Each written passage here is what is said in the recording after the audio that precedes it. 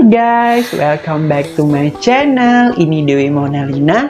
Kali ini aku akan bahas tentang hormon estrogen untuk terapi pergantian hormon pada transgender. Jadi buat teman-teman yang pengen tahu bagaimana aku menjalani terapi hormon dan merek hormon apa aja yang aku pakai selama ini, ada di sini. Jadi jangan di skip, stay terus dan selamat menonton. Nah guys, apa kabar hari ini? Moga-moga baik-baik aja ya. Maaf banget aku beberapa belakangan ini aku jarang banget upload. I'm sorry so much because ada beberapa hal yang bikin aku jadi malas ngupload. Tapi sebelum kalian melanjutkan nonton video ini, aku minta tolong sama kalian semua, please subscribe, like and share, komen channel YouTube aku supaya aku lebih semangat lagi buat ngupload, supaya aku tuh kayak punya alasan ngupload satu konten sehingga aku bisa lebih rajin lagi gitu deh pokoknya. So kita mulai aja ya. Apa aja yang bakal aku sharing kali ini, teman-teman. Ini sebenarnya adalah bagian dari part 3-nya si konten yang pernah aku bikin, yaitu payudara transgender. Nah ini part 3-nya ya guys. Jadi kita langsung mulai aja. Seperti kalian yang tahu, kalau kalian sudah pernah nonton konten aku yang sebelumnya tentang hormon pada transgender di part 1 kemarin, sebenarnya aku udah mengatakan di situ bahwa aku menjalani terapi hormon sudah 2 tahun lebih ya guys. Nah banyak banget pertanyaan, baik di komen bahkan sampai di Instagram, di DM-nya Instagram aku, itu banyak banget pertanyaan datang dari teman-teman sama transgender. Kak, hormon apa aja sih yang dipakai, terus berapa lama sih efeknya dapat, terus di mana belinya, pokoknya gitu-gitu. Banyak banget pertanyaan yang gitu ya, yang menyangkut tentang terapi hormon. Jadi aku senang aja sih diberi pertanyaan, dan itu kayaknya jadi amanah buat aku untuk menjawab dan mengupload video ini. Oke guys, kita langsung mulai aja ya. Nah teman-teman, sebelum kita membahas lebih lanjut lagi, aku pengen buka ini dengan penjelasan tentang estrogen. Jadi estrogen itu adalah hormon yang salah satu yang paling penting banget dalam wanita. Tapi di tubuh laki-laki juga ada hormon estrogen itu, tapi sangat sedikit sekali. Jadi ketika kita sebagai transgender ingin melakukan terapi pergantian hormon, lalu kita haruslah mengonsumsi atau memakai estrogen tadi. Nah, estrogen tadi didapatkan di mana? Yaitu yang terbaik adalah dengan konsultasi kepada dokter endokrin, yaitu dokter spesialis hormonal manusia. Jadi dokter itu yang paham banget tentang bagaimana hormon bekerja, dosis, dan bagaimana kita prosedur-prosedurnya untuk melakukan terapi pergantian hormon atau HRT tadi. Tapi bukan banyak sih, aku ngomong sendiri aja ya. Tapi aku sendiri jujur belum melakukan konsultasi kepada dokter endokrin ya. Karena yang ku tahu pasti akan butuh biaya besar.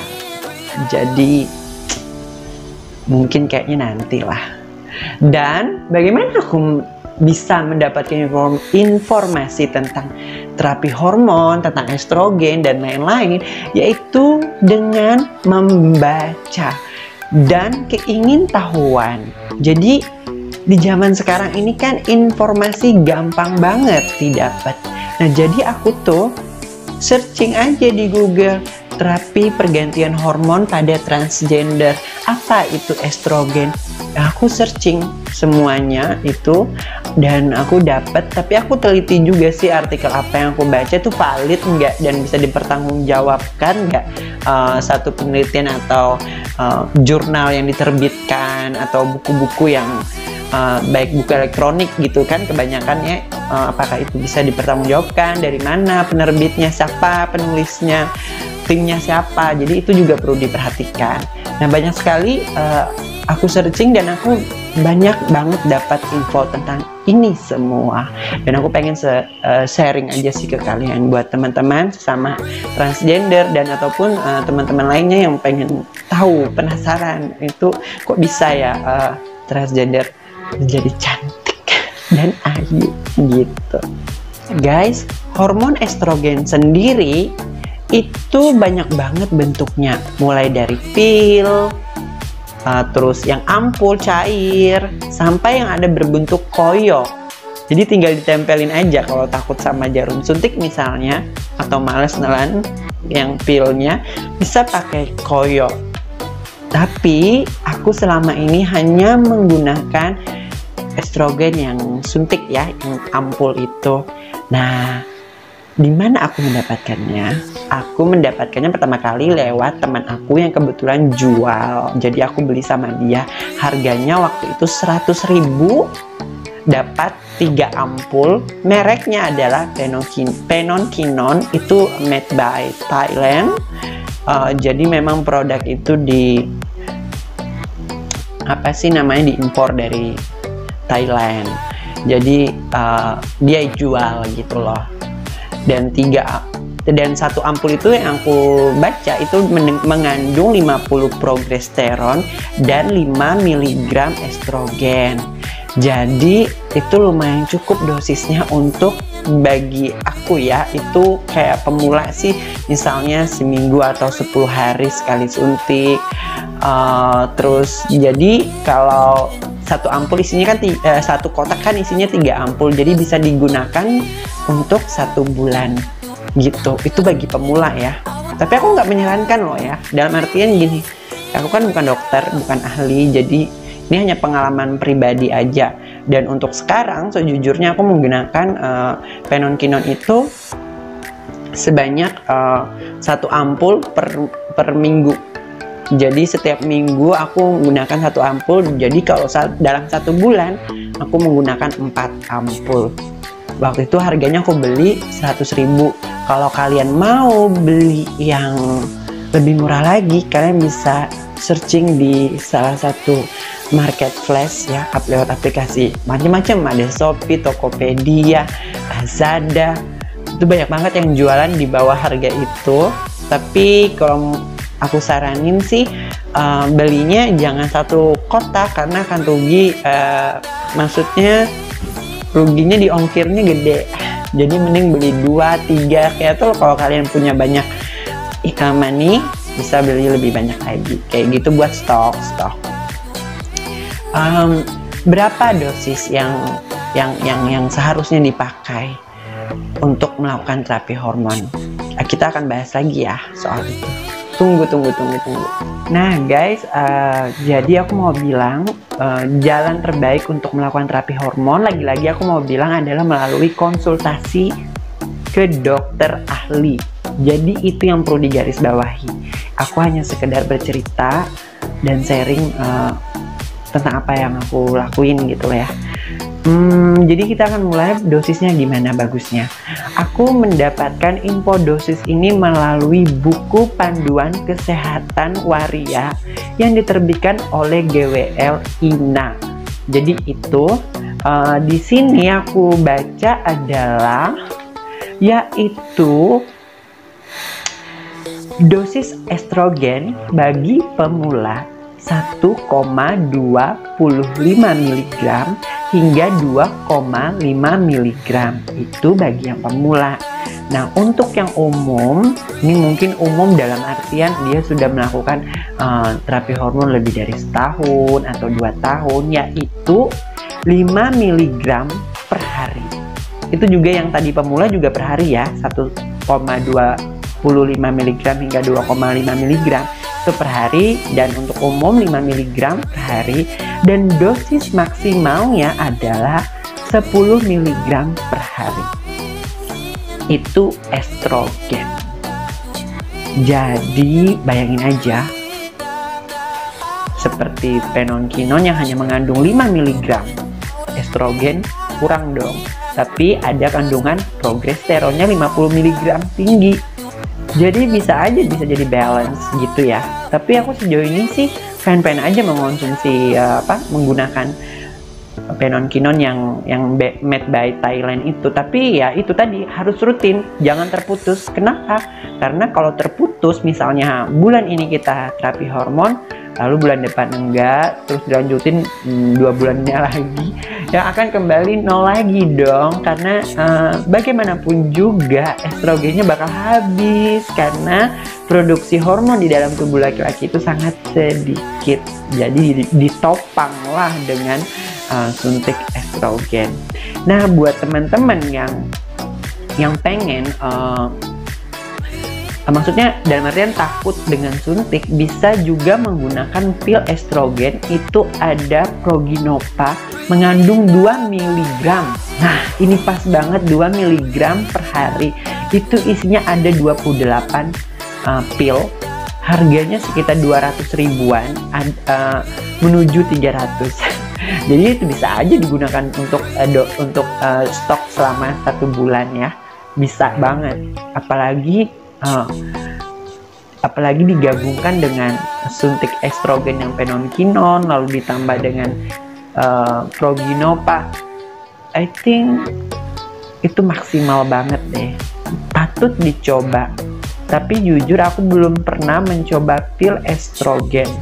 Tapi suatu saat aku pengen banget mencoba pil estrogen, dan yang aku naksir itu adalah Progynova. Tapi harganya lumayan. Kayak terasa banget belinya. Mudah-mudahan ada rezeki ya guys. Jadi itu dulu dosis yang sewajarnya. Nah, GWLI ini mendapatkan sumber tentang dosis tersebut melalui Dr. Tom Waddell. Dr. Tom Waddell dari klinik Dr. Tom Waddell. Itu sih, kayaknya dari New York ya. Atau kagak, California kalau nggak salah. Pokoknya itu. Jadi itu dosis minimalnya. Ini aku nggak menggurui ya guys. Catat lagi, ini aku nggak menggurui sama sekali, nggak menyuruh memerintah. Ini hanya sekedar sharing belaka. Jadi jangan dijadikan patokan juga, karena seringkali dan selalu aku bilang di awal, aku bukan dokter, bukan ahli, dan yang paling terbaik solusinya adalah dengan melakukan konsultasi kepada dokter ahli, yaitu dokter endokrin, spesialis hormonal manusia. Jadi itu yang terbaik. Selanjutnya aku akan bahas tentang mindset dan mental kita. Maksudnya gini, banyak sekali kita, termasuk aku, misalnya kok dosisnya pas enggak ya, terlalu dikit deh kayaknya, kok lama ya, atau enggak, aduh kok perubahannya lambat. Begini ya guys, kesehatan itu adalah yang utama. Ketika kita melakukan terapi hormon, kita harus sadar diri juga bahwa tubuh kita ini bukan robot. Kita adalah manusia, makhluk ya. Jadi dalam artian kita nggak boleh terlalu egois, terlalu serakah gitu. Maksudnya gini, kita harus, apalagi ini kan nggak pakai konsultasi via dokter, atau kita nih kan doing by self gitu. Dalam artian kita lakuin sendiri, mencari tahu sendiri. Jadi jangan ngasal, dan pentingnya itu adalah kita harus mau membaca, harus mau mencari tahu, supaya nggak sembarangan asal-asal setelah suntik sana suntik sini, kan nggak jelas ini untuk apa, ini apa, zat apa sih, ini apa sih. Jadi dicari tahu, jangan malas, harus membaca. Nah, ada pemikiran bahwa semakin banyak dosis yang dimasukkan ke tubuh, semakin cepat dan bagus hasilnya. Buang pikiran itu sekarang juga, karena proses terapi hormon membutuhkan waktu dan penyerapan ke dalam tubuh. Jadi nggak serta-merta suntik tiba-tiba langsung jadi, nggak gitu guys. Jadi malah justru beresiko tinggi terjadinya penyempitan pembuluh darah dan kerusakan pada liver kita. Dan juga aku baca ternyata suntik dengan pakai suntik atau yang pakai koyo estrogen itu lebih meminimalisir resiko-resiko itu gitu.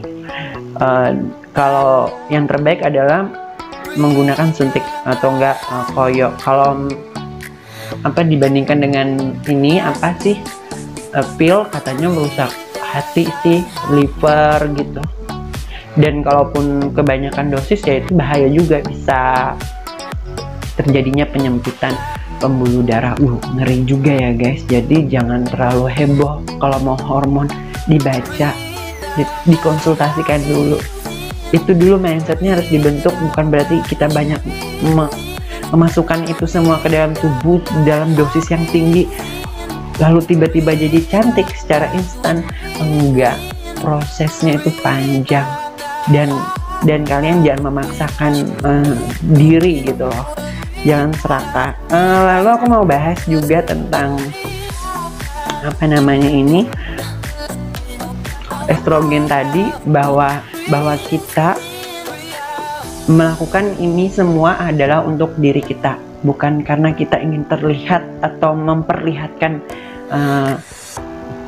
Maksudnya gini, untuk menjadi cantik itu bukan kita ingin memamerkan ke orang atau melakukan sesuatu untuk orang lain, enggak. Ini untuk diri kita sendiri. Untuk kita melakukan ini karena kita mau. Saya ingin melakukan ini, bukan karena bisa kayak mungkin ada yang paksa, ditekan gitu ya. Enggak. Justru ini adalah untuk diri kita, untuk kita yang akan benar-benar merasakan hasilnya, bukan orang lain. Karena kita punya otoritas pada tubuh kita, dan nggak ada satupun orang lain, bahkan orang terdekat dari diri kita, yang boleh mengintervensi tubuh kita.